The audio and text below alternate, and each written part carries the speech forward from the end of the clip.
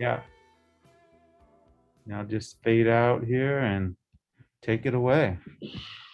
102, and here we are. All the rock stars from Keller Williams ready to learn everything that they possibly can about an occupancy agreement. So let's start there with a little bit of open mic. And you guys tell me, what do you think an occupancy agreement is good for? Don't be shy. Suzanne turned her camera off. Okay, you got one, Lex? She's trying to figure it out. Here you go. All these screens popped up on my computer. Okay. Occupancy, either for if the seller is going to stay on for a couple months, or rentals. Okay. Yeah, we're going to be utilizing it in terms of the seller occupancy and a buyer. What other good things do you think you can use the occupancy agreement for? Anybody else? Miss Travis, are you listening? She's okay.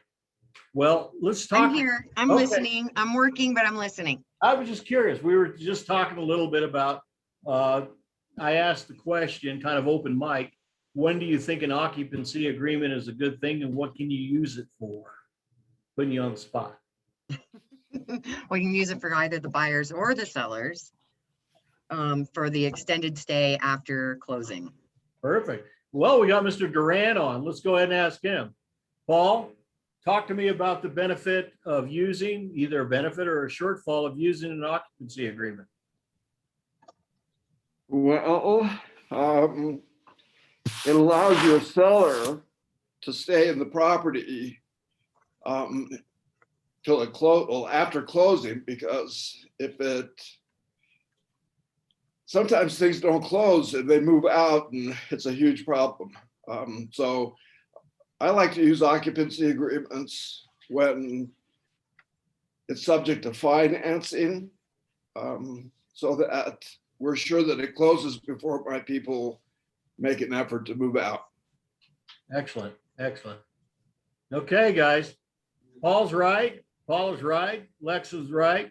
Bottom line is this: occupancy agreements are used to help you potentially close it properly in a timely manner and, keep everybody happy. Most recently, I've seen a lot of people leveraging the occupancy agreement in negotiating right now during this very, very tight market. And, that's when you're having that open conversation with another broker and saying, tell me what your people need. And sometimes people are saying, the problem that we're worried about is that, yes, we want to sell our house at this time when the market's so good. But what we're also fearful of is we're not going to be able to find anything. So maybe your buyer would consider doing an occupancy agreement after the fact that we can continue to rent for a determined time to give us enough time to go out and find another property. Tom, would that be a lease back though? Yeah, you could call it a lease back. You could do a lease back on that, Paul. Is that a different document? It is.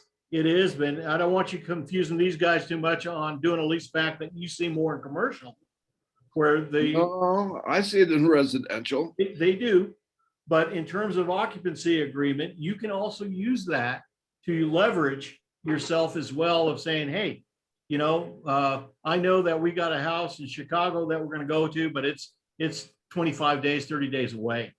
Simple tool. So we'll start off with just looking at the occupancy agreement. Thanks, Paul. And let me make sure we can share this correctly. Boom, boom, boom. Where are you? Share. Oop.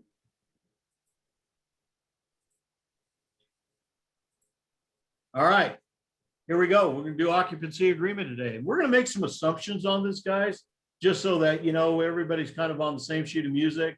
We're going to assume that the house actually closes on the 25th, and we're going to assume you actually have the buyer.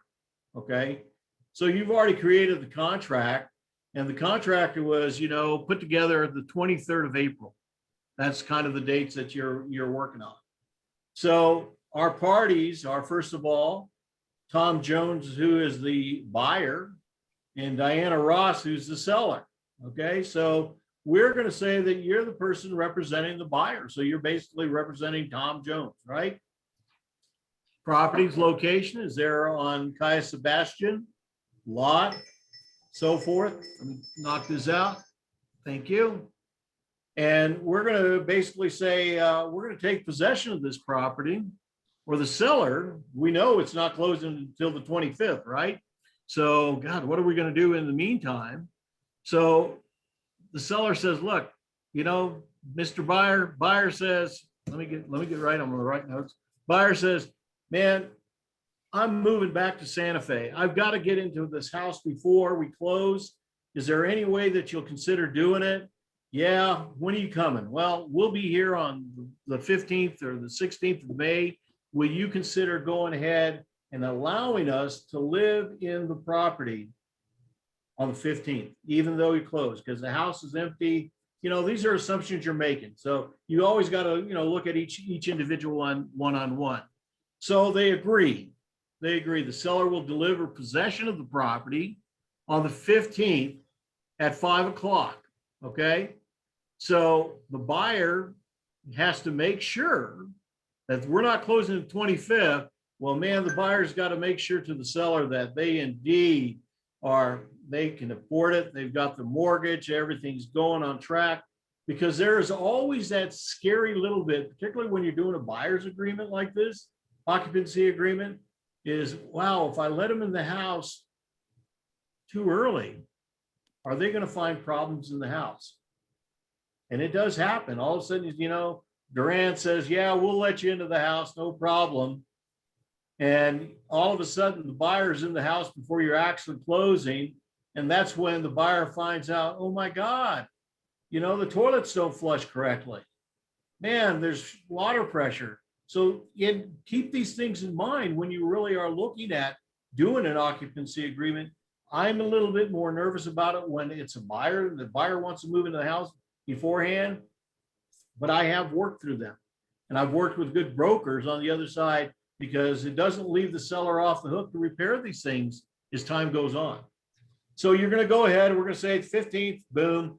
We're going to say that that's the occupancy agreement. If something goes south on this deal, if they want to do, that's where you put a little leverage, because you can say, you know what, in the event that the buyer can't consummate the deal 14 days ahead of time, you're out of there. So you could start smelling problems right off the bat when you start seeing somebody, if you give yourself enough time in there to say, we can get out of the deal, okay? But again, by this, the buyer will document the property at time by photographs or written report, whatever it may be. So when the time comes that they are returning that property, or that property before closing, should be in the same situation, if you will, as the day that you guys went under it. Here's the payment, and these numbers can be all over the map. I've seen everything of people doing a negotiation where they'll say $1 a day, maybe it's close to closing, they're just trying to help out, they're trying to, and then I've seen other things as high as $150 to $200 a day, because, you know, they don't want to lose the money. The seller saying, you know what, we're going to go ahead and let you move into the place. Might be $1 million property in Las Campanas. We're going to charge you $150 per day. Okay. So if it's 30 days out, it's a $4,500 rent they're going to be paying.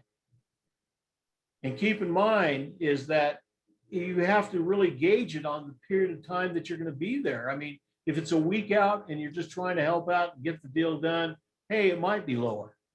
But at the same time, if it's Mr. Durant's property out there and he's going, you know what, I'm going to make some bucks on this deal. You're going to pay me $150 a day, and it's going to be $4,500 at the end of it if everything goes smooth. And why not? It's a multi-million-dollar property. That's not unheard of. The other thing that you've seen, and this has been somewhat of a change in the last couple of years on occupancy agreements, we used to be able to actually write it out as per month for 30 days. But what we found is that when you do that, that's when things start to get a little dicey, because all of a sudden somebody says, well, I didn't stay in the entire 30 days. Why am I charging? How come I'm getting? So you get into all this proration. So by them changing the forms today, you know, it's pretty solid. there's also a benefit, and we'll get it when we talk about the seller side of this, is that, you know, if they're hanging in there as a seller, okay, this is the buyer side, they're going to want to get out as soon as they can because they're just adding it onto the till. But in this case, if we know that the closing isn't until the 25th of June, 30 days out, you're going to be paying $150 a day. Guess what happens to the buyers in this situation when they're paying that? They're pushing real hard on their lender. They're pushing real hard on their appraiser. They're pushing real hard on the broker. They're pushing real hard because they're sitting there going, you know, if we can close this earlier, Pam, instead of waiting 30 days out, if we can close this in 20 days, my tab isn't going to be as big as waiting it out the whole 30 days. Okay. So there's some benefit. You can utilize that. There's a holdover charge now that they've included in this. And I always try to make sure that it is a substantial amount of money, because we don't want people just, you know, saying, well, yeah, we're going to close when we can, blah, blah, blah, blah. You don't want to do that. So there's an increase. And all of a sudden that holdover charge goes from, if you can't get out by the day that we agreed on, then from that day forward, yeah, I'm willing to consider it, but it's going to cost you maybe $200 a day to do that. So all of a sudden, an extra 10 days is $2,000. They're going to be pushing. Okay. Here's where it gets a little sticky because people get confused with this. If it's a buyer's purchase, it's a buyer occupancy agreement, the buyer doesn't own the property yet, right? It still belongs to the seller. But the buyer who's going to be moving in there, no different than when you were a kid going to an apartment complex, you've got to get insurance to cover yourself for your personal property in there. It is not the responsibility of the seller, particularly if the house burns down or something, you're living in there as a tenant, if you will. Well, guess what? That seller is not responsible for your new automobile and all your clothing and so forth like that. However, on the flip side of that, the seller who still owns the property in the closing, he has to maintain the policy to make sure that there is extended coverage for public liability or fire, any of those things there, because he still owns it. And I've gotten into a couple of sticky wickets where there's been an issue that when they went back to the insurance company because of a problem, guess what? The seller said, oh, I'm going to sell that house to these guys anyway. I'm going to save a month or so on my insurance, and they pulled out. And then we had a liability issues, what ultimately landed up to. That's that great slip and fall that I told you guys about at that garage of an open house with one of our brokers. And all of a sudden, the broker's getting sued, everybody's getting sued, and the person who should have been sued was actually the seller, because the seller still owned the property. And even though there was a person who fell in that, it was not the responsibility of the broker.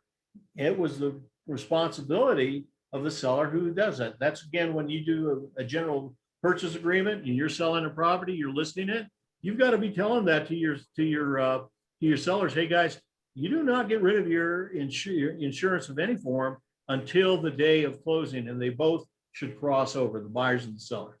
Okay. Hey, Tom, who prevailed in that case? Who prevailed? Yeah. The E&O company. Oh, They settled.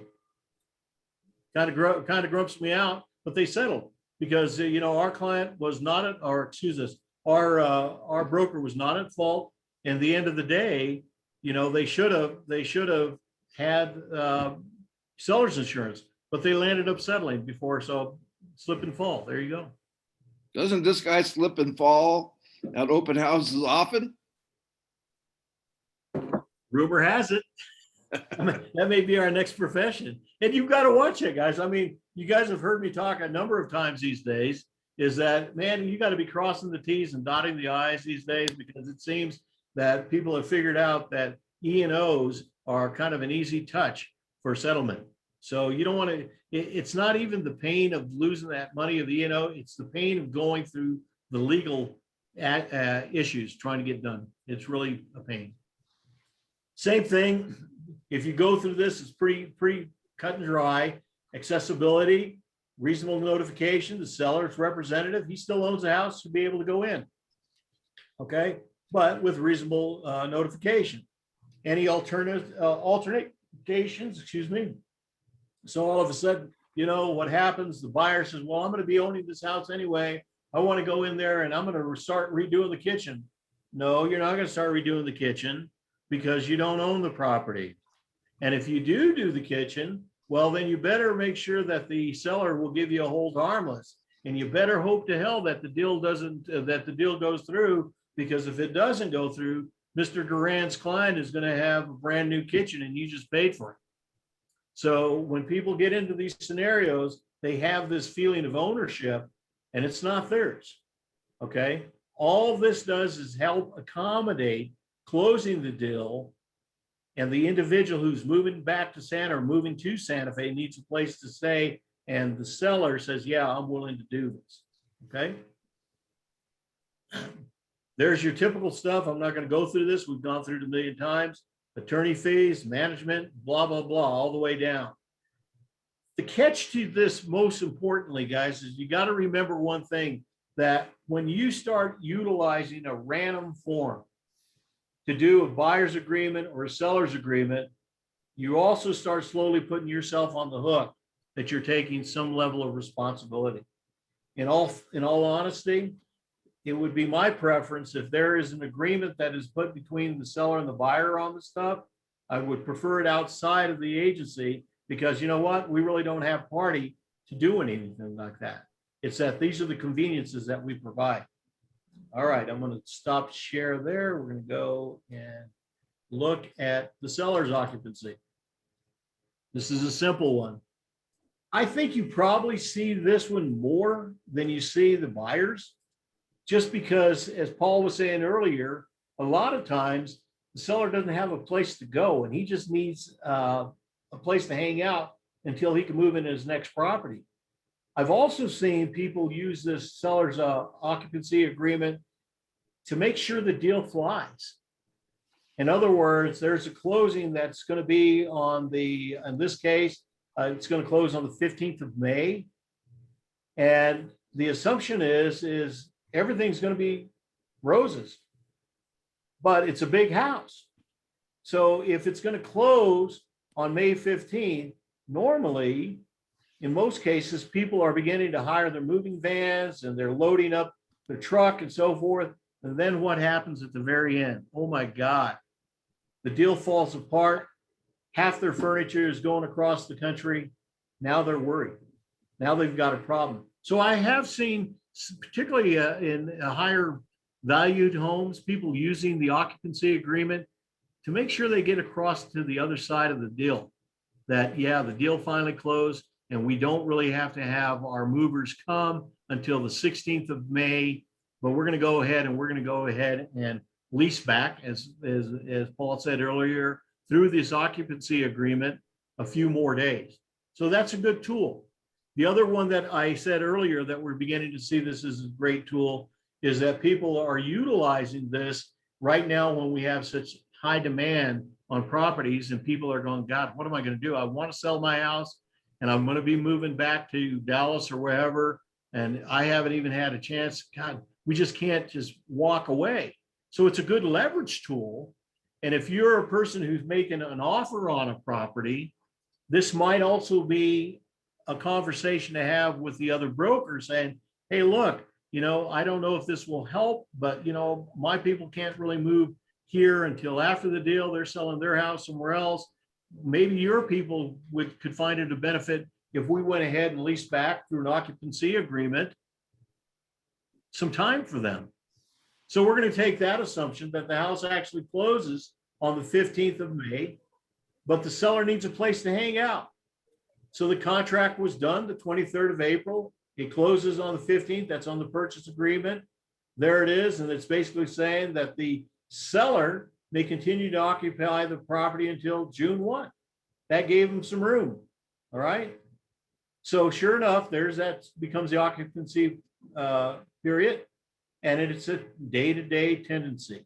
The seller will document the condition of the property at the time of closing with videos and maybe a written report. we're going to go ahead. The seller will deposit a $1,500 deposit. And if everything looks good upon the days, 2 days prior, then he'll get the $1,500 back. But in the interim, the occupancy seller has paid to the buyer the sum of $150 per day, excluding the funding date. So the good thing with sometimes a seller occupancy agreement like this, as I kind of said on the buyer side, is wow, let's hurry up and go find that house, because we really don't want to spend, the whole 16 days here if we don't need to. Or let's get our moving van in here ahead of time and, make those arrangements and saying, guess what? We're not going to need it for 16 days. We need it for 10 days. But it gives you a little breathing room there. But at the end of the day, based on this occupancy agreement, as it's written at this point, they're going to stay there 16 days at $150 a day. They're going to be giving technically, the buyer who they just sold the house to an additional $2,400. Same thing with the holdover in the event they can't. God, we need a couple, 2 or 3 more days. They're going to give an extra $200 a day to do that. Here's one that troubles me quite a bit, is what role do you as a broker take in terms of, well, guess what? The money, where do we deliver the money to? If it's a holdover cost or anything like that, this is where I really step in and say, this agreement is between you and the buyer, or the seller and the buyer. Do not get yourself caught up of being the person who collects money. Why? Anybody got a reason why once you start collecting money, what are you acting as?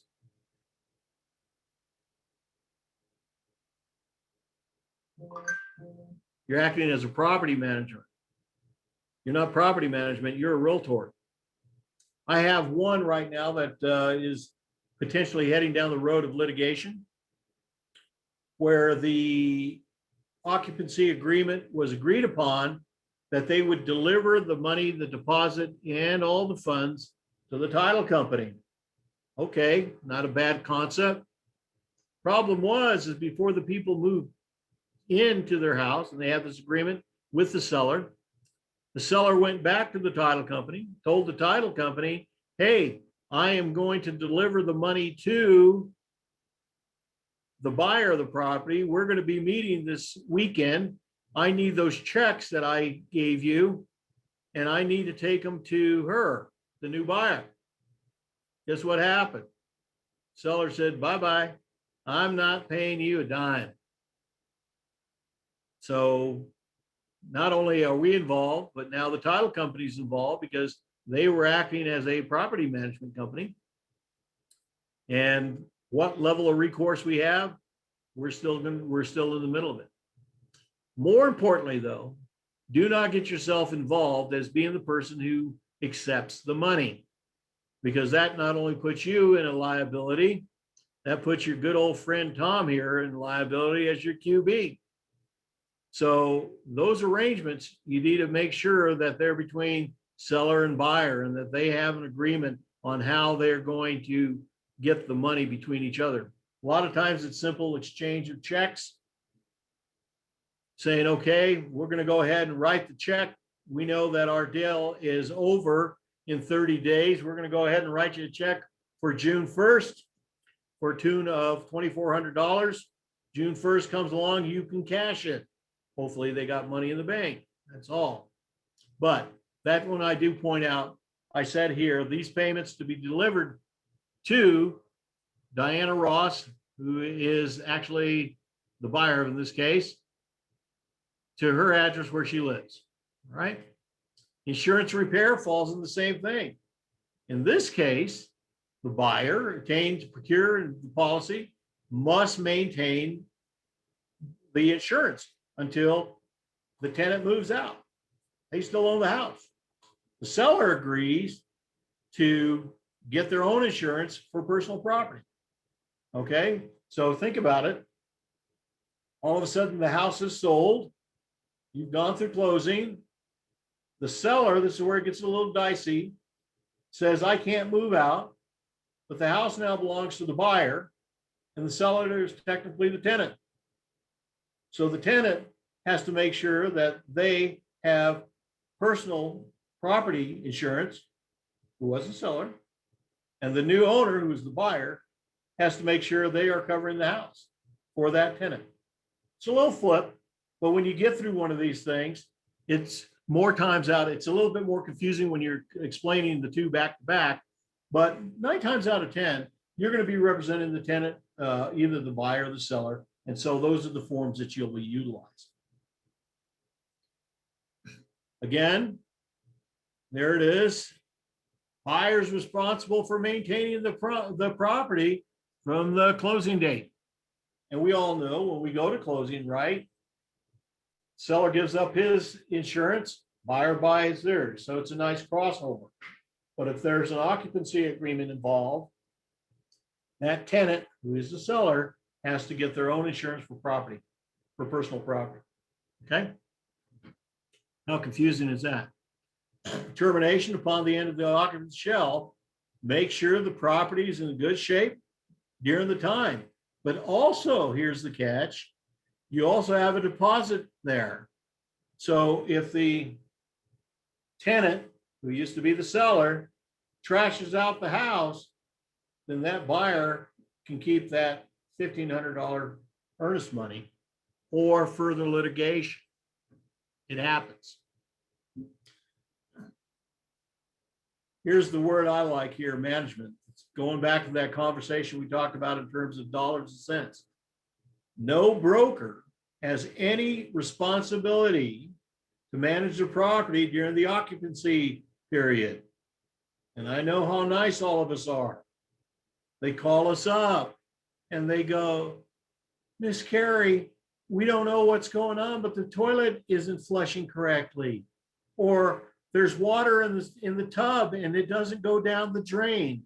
And we quickly go, oh, let me go ahead and get my plumber over there for you.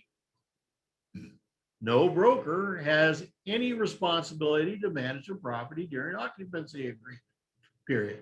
That's the time that you go, wow, well, we need to call the seller or the buyer, whoever is the owner of the property at the time, and let them know it's not working. We're not a property management company.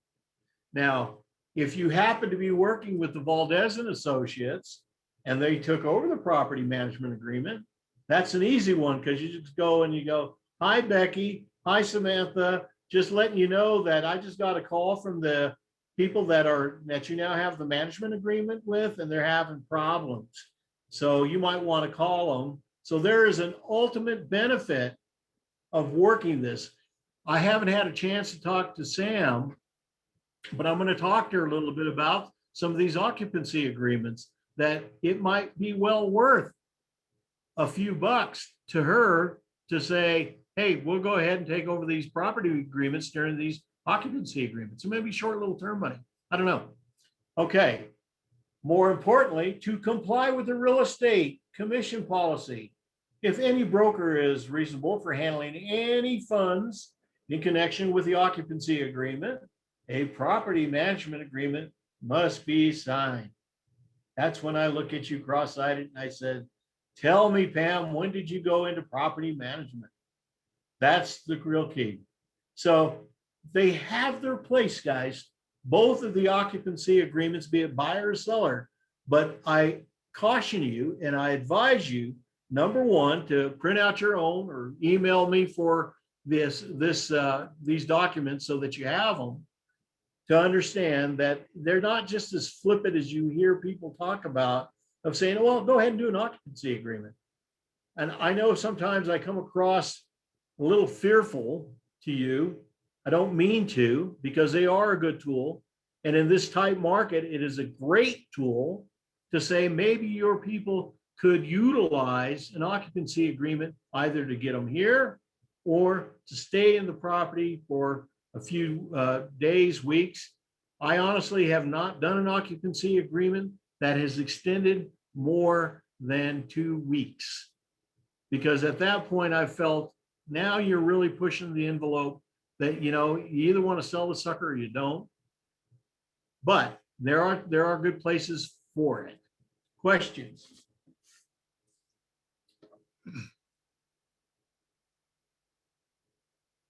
None? You guys are so doggone smart. I love it. Yeah, so just keep it in mind, guys. Download this one. Let's see, there might be one here in the chat. I didn't see. Kelly, talk to me. You did an occupancy agreement. Let's hear about it. Put your mic on. Sorry, I had to charge my mouse. It wasn't working. So I couldn't move to anything. Basically what we actually, I thought when I first typed that in, I think we actually ended up doing a rental agreement, if Okay. you remember. Right. So we didn't use that specific form, but it was the same principle of what we did, because we knew that it would be a few months. And so we were holding it off because she was doing a transfer of development rights. And so it was on her side, and she knew that we didn't want to try to move in the middle of winter where we were moving to. And so it was in both sides' benefit. Plus it gave her rent money, and she had been using it as an Airbnb, not quite legally, but so she had been having money come in off of it. So then she was sitting here waiting with nothing. And so it was something that kind of became good for both of us. But there were some things like you were talking about the toilet not flushing right, and a couple other things that we noticed that because they weren't part of the inspection, we just left it alone at this point. And we also realized a couple other little things. So it's like, we'll live with it. I think if there were anything major, we would have gone back and tried to negotiate. But because we wanted it to work, and it was my husband doing the purchasing, and I got the benefit of it as well, I think it was a different situation. Yeah, but that is a thing that you're a professional. You understand that your agreement that you initially had was over.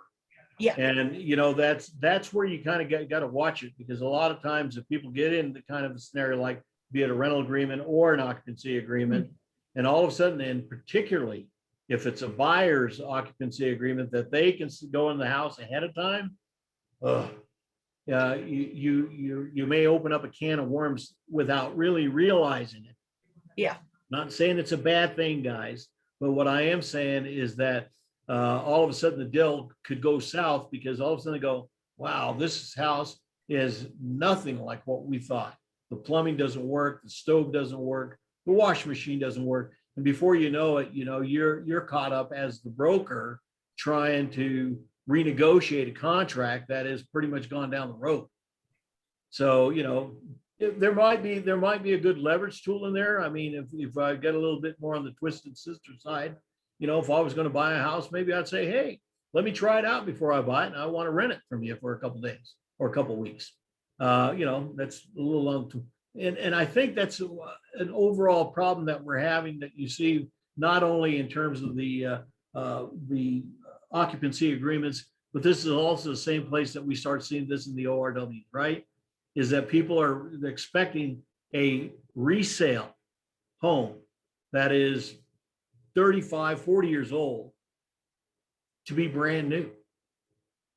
And, it's just unrealistic, but the expectations are just rampant these days, that people are just going, this house has this problem, and you hear about it afterwards. I mean, I'm dealing with Kitech.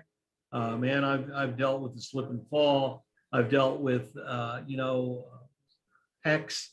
I've dealt with so many items that as a broker, again, it goes back to when we were doing those ORWs, you have nothing to do with the inspection except maybe letting the inspector in. Remember that. Because do you think some of that is because the prices have gone up so steeply in the last couple of years, or over the last year or two, that people's expectations of more perfection in that money, because even though their buying power is a little bit more, oftentimes it's pushing their their concept of what that value should be at that dollar amount. Well, I think what has happened, I do think there's a lot to that, but I also think that people are paying over price, you know, and so now they're saying, you know, screw it, man. If I'm going to pay over, this thing better be perfect. So it's troubling to some degree, but as a good broker, you've got to always bring people to reality that you're not buying a brand new house, you're buying a resale. That doesn't mean that you don't take care of the things that are of safety nature. Okay. So I've always believed in that from my days way back as a new broker, that I'm looking at those safety and dangerous nature. And, you know, even to the point that I could say if it wasn't copper plumbing and it was something else, I'd have to ask myself, well, is it is it still working? Is it going to blow up and hurt my family? You know, those are things that, you know, I can even go as far as saying with the radon, okay, radon now has become a safety issue for me. It wasn't maybe 20 years ago because we didn't hear about it, but now we know it has some problems. You know, of course, if the roof is going to fall in on your head, well, that's kind of a safety issue. But when you get into some of these things that people are you know, beating us up on and say, you know, I noticed that a couple of the light switches were not straight. Oh, kind of tough. But, you know, I think it goes back to what Kelly was saying as well, is that people are putting a lot of money in these resales because there's nothing out there. So it takes all of us to be at a higher level of awareness of saying, guys, you know, everybody, if you're on the listing side and people are coming above offer price or listing price, you better be ready to tell your seller, man, they're coming above, be ready because they're going to come after us big time on those ORWs. They're going to want this place to look great. So before you get too crazy about saying, let's go ahead and market the thing $35,000 more than it's worth and see what happens. Well, there's nothing wrong with it and it may happen, but you better be prepared that your repair costs could be there as well. I've seen it more and more. All right. Who else got anything? That's it? Did you learn anything? Okay, good. All right. Then more than likely, if you're around, I'll see you at 3 o'clock. Love you guys. Catch you on the next turn. Adios.